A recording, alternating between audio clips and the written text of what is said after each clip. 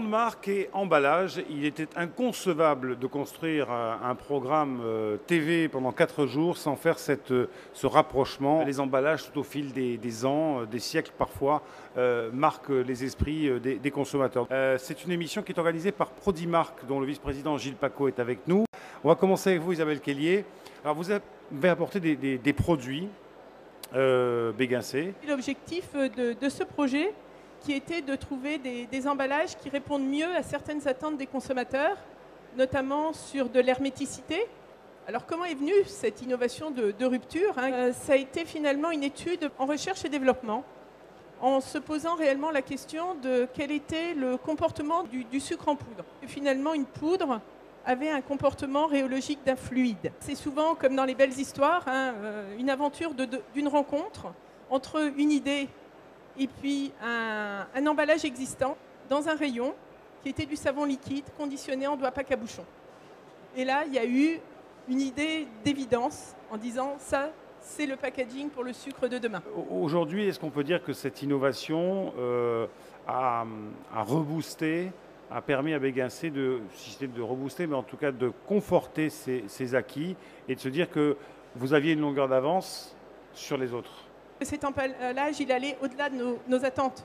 À savoir, il apportait cette sensualité qui, effectivement, dans le toucher, que n'avaient pas les emballages de sucre un peu rigides, de la transparence. On voit qu'aujourd'hui, les consommateurs sont de plus en plus dans l'attente de la transparence, de voir les produits qu'ils achètent. Les premiers tests consommateurs étaient avec du 90% d'adhésion. L'aspect induit qui est arrivé très peu de temps après, ça a été d'enclencher une série d'innovations qui n'auraient jamais existé sans l'arrivée de ce doigt pack. Donc ça a apporté la valeur ajoutée au linéaire, ça a apporté une image d'innovation. En même temps, Béguincé a installé sa signature, un peu de sucre, beaucoup d'idées. Alors on va rester sur sur les formes, sur les aspects. Michael Meroli, la bouteille de Ricard, elle a changé depuis l'origine? Ricard a été créé en 1932 par Paul Ricard et globalement, sa forme de bouteille n'avait pas changé depuis 1932 jusqu'à l'année 2011. Notre gros problème, ce sont bien sûr les marques distributeurs qui représentent également 40% de part de marché. qui effectivement eux aussi sont nous avaient fortement copié. Voilà, la bouteille de Ricard était devenue le référent, mais aussi quelque part était en train de devenir très générique. Donc il était très important d'évoluer et de se différencier. Donc on avait un objectif ambitieux qui était comment évoluer sans se renier, comment séduire de nouvelles générations tout en satisfaisant nos consommateurs classiques, fidèles. Finalement, cette nouvelle bouteille, ça sera un hymne finalement à cet ADN, à ce cartouche Ricard. Et il a inspiré donc tout le projet. C'est pour ça qu'on retrouve en fait ce cartouche qui lui n'a pas évolué. On avait des idées pour le faire évoluer. Mais on le retrouve surtout sur les tranches de côté. C'est là où il est embossé. On a embossé le logo Ricard.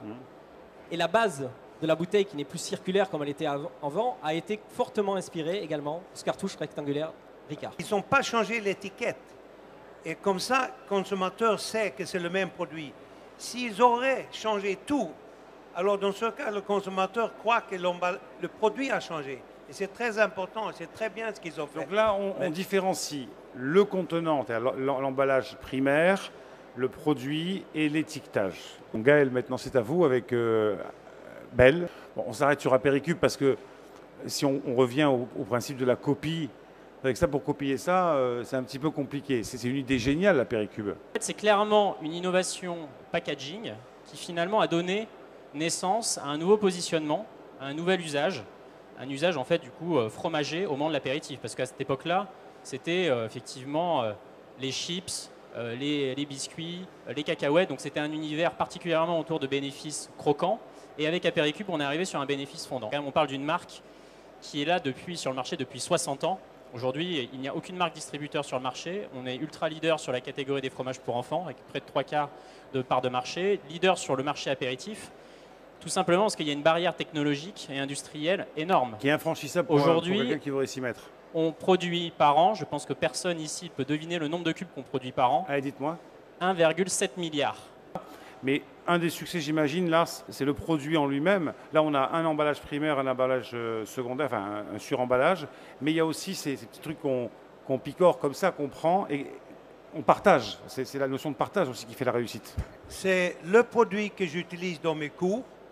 Parce qu'ouvrir un apéricube, c'est la chose la plus simple qui existe. Et c'est un travail extraordinaire ce qu'ils ont fait pour arriver à cette ouverture très spéciale. chapeau. Deuxième chose, c'est très ludique.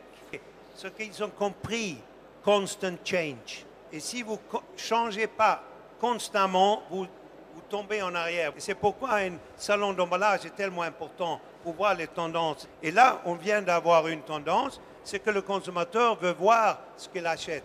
Et c'est pourquoi il y a des fenêtres, parce que le consommateur veut voir. Transparence. Gilles Pacaud, un mot de conclusion, vous qui êtes au contact des grandes marques toute l'année. Toutes ces marques, vous l'avez peut-être remarqué, elles ont un vrai patrimoine. Ce sont des marques anciennes et qui ont pu se renouveler et se renouvellent à travers des exemples aussi différents que du sucre ou du pastis en permanence.